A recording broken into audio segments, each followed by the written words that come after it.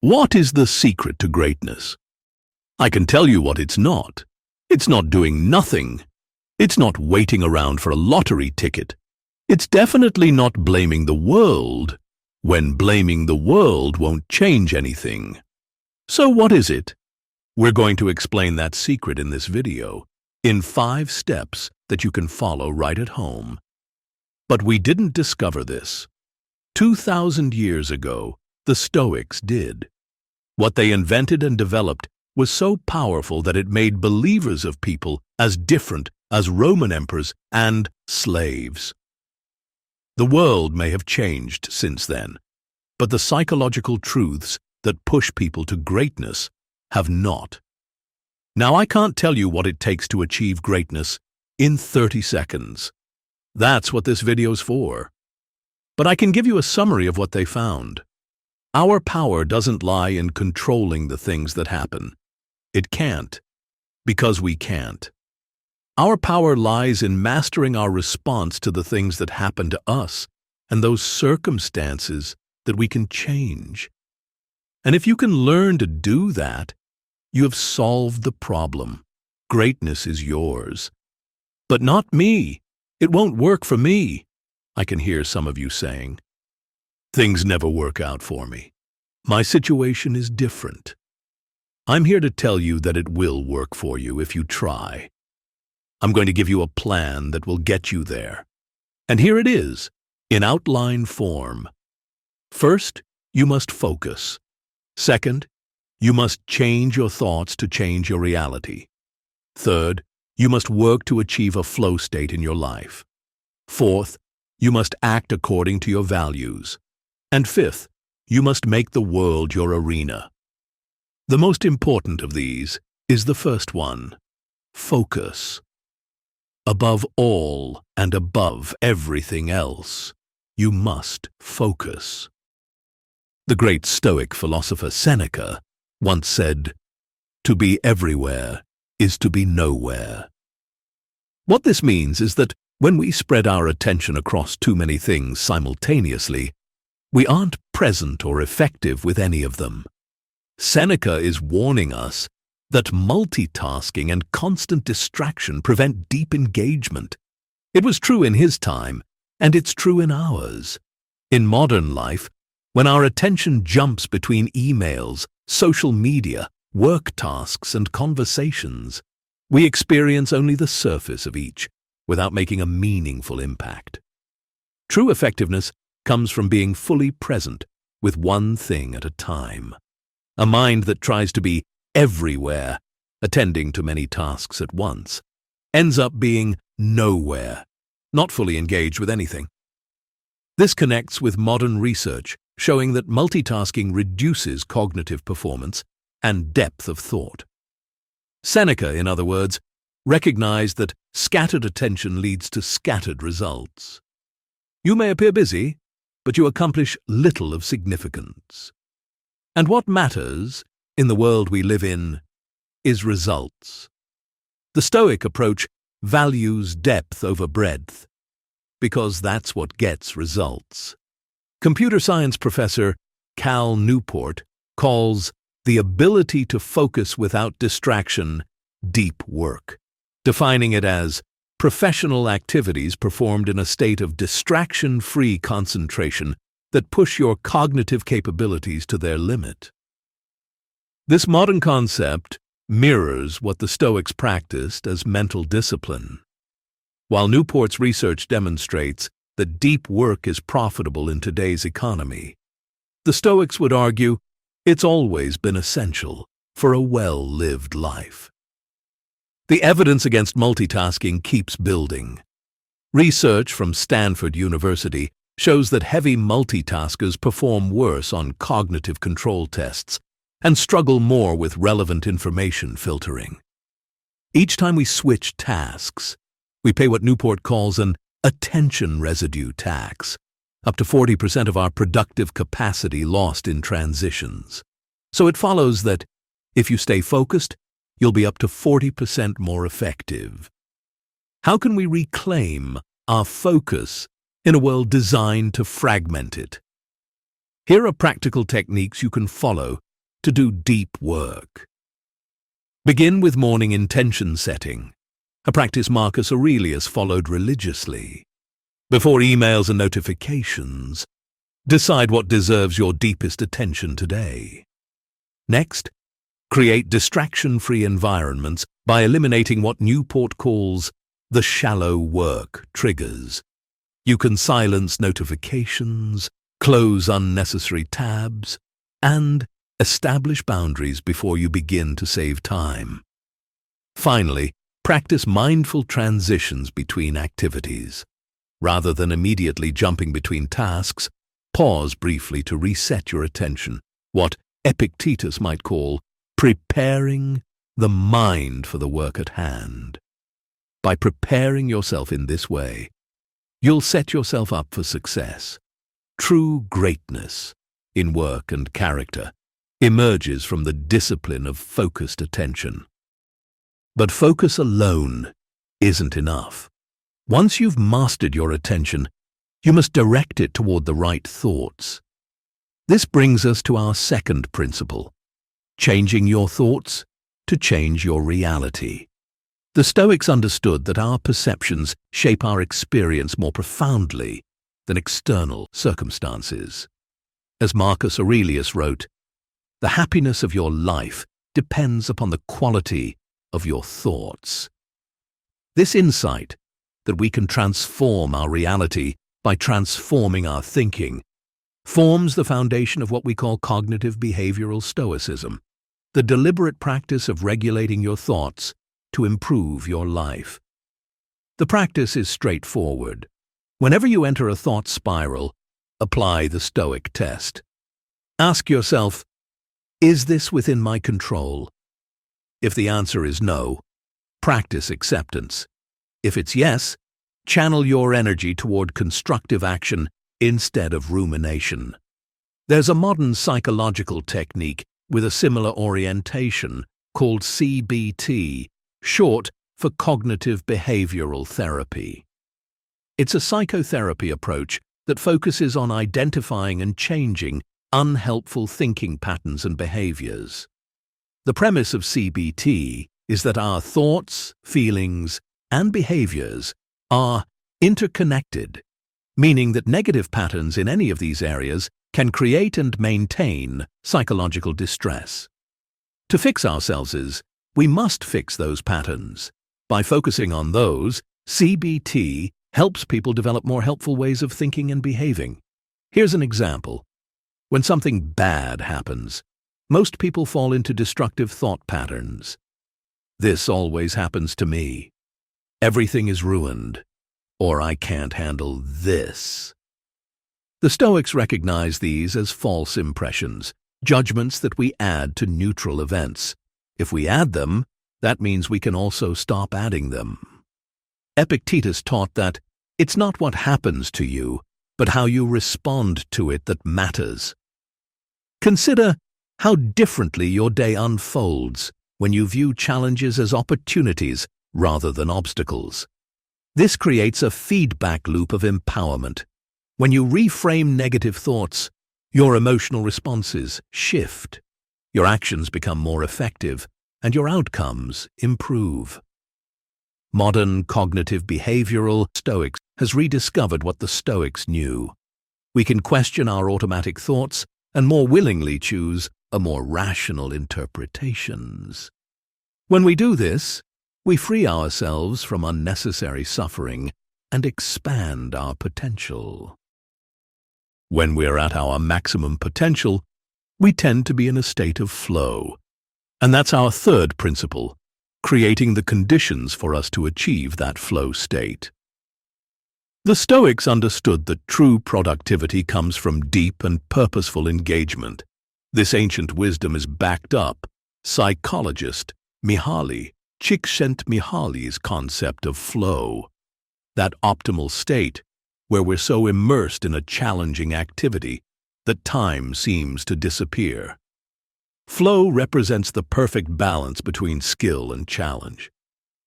When a task is too difficult, we feel anxiety. When it's too easy, we experience boredom. But in that sweet spot, where our abilities are stretched but not overwhelmed, we achieve a state the Stoics would recognize as ideal functioning. Seneca's advice to be present where you are anticipates Csikszentmihalyi's research by millennia. Both recognize that divided attention prevents the deep engagement necessary for excellence. Modern research confirms this old insight. Flow states correlate with peak performance in everything from athletics to artistic creation. The Stoic discipline of focusing solely on what's in your control is echoed by a flow prerequisite: clear goals with immediate feedback. By eliminating distractions, we create the conditions for flow to emerge. Epictetus taught that we should approach each task as if it were our last, bringing full attention to the present moment. This Stoic principle of mindful presence is exactly what Csikszentmihalyi observed in people experiencing flow. Complete absorption in the activity itself, not the results. To cultivate flow in your life, start by identifying your flow triggers, those activities where you lose track of time. Structure your environment to eliminate distractions during these periods. Set clear goals with measurable progress markers. Practice the Stoic technique of premeditatio malorum, or anticipating challenges, to prepare for potential obstacles before you begin. The Stoics knew that meaningful accomplishment comes not from scattered effort, but from focused mastery. In flow theory, we find scientific validation of this ancient idea. Our greatest satisfaction comes when we're fully engaged in meaningful challenges that stretch our capabilities. But what should guide these challenges? What direction should our focused energy take? This brings us to our fourth principle. You must act according to your values. The Stoics believed that true greatness arises from how we live our lives. This is the essence of values-based living, aligning your actions with your highest principles, no matter the circumstances. What matters most is how well you walk through the fire, as the writer Charles Bukowski put it. Fortune is fickle, but character is enduring. When you act according to your values, rather than impulse or external pressure, you build an unshakable foundation. At the heart of Stoic ethics are the four cardinal virtues: wisdom, courage, justice, and temperance. Wisdom means practical judgment, knowing what to do, when to do it, and why it matters. It's distinguishing between what you can and cannot control, then focusing your energy accordingly. Wisdom is learning from every experience, especially failures, which the Stoics saw as powerful teachers. Courage means facing challenges without being paralyzed by fear.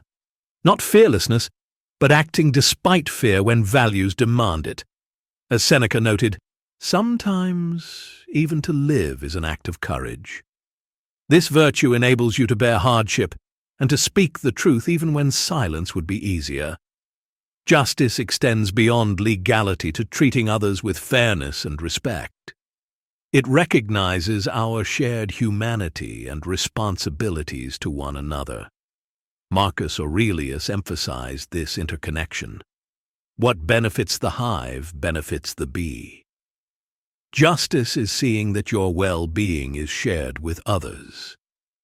Temperance is balanced self-discipline, not indulgence, but also not denial.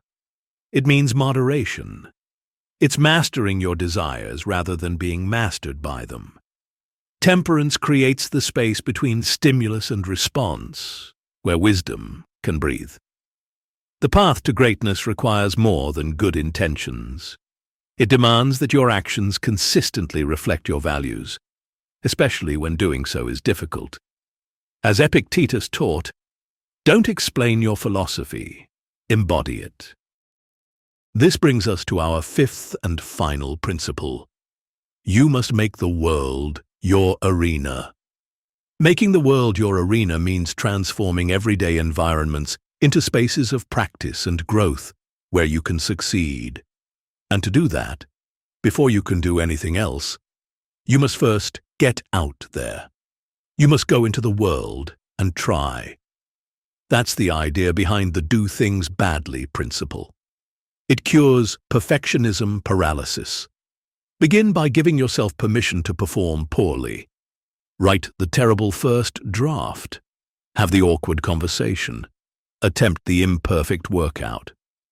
Excellence emerges not from planning, but from iteration. As writer Anne Lamott advocates, almost all good writing begins with terrible first efforts. It's a universal principle. You begin badly, then get better. If it helps, you can use a strategy we call if-then statements. Rather than, I'll exercise more, commit to, when I wake up Monday, Wednesday, and Friday, I'll put on my running shoes and jog for 20 minutes. Research by psychologist Peter Gollwitzer shows this approach dramatically increases follow-through by linking specific situations to the behaviors you want to see. If you need more help, consider using the 5-minute rule. Commit to just 5 minutes of the challenging activity. A minimal commitment bypasses psychological resistance and helps get you started. Once begun, continuation becomes easier thanks to your momentum. 5 minutes often becomes a full session of your intended activity. When you put all these strategies together, you end up establishing practical approaches as habit. Go outside your designated spaces to make the entire world the place where you practice. That's how you get started on the path to greatness. At the top of this video, we began by asking what the secret to greatness is. Now you know. It's not some mysterious formula reserved for the lucky few.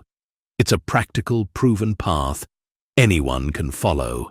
Let these 5 Stoic principles, focus, thought management, flow, values-based action, and making the world your arena, be your framework for transformation, for stepping into greatness. When you master your focus, you gain the ability to direct your attention where it matters most.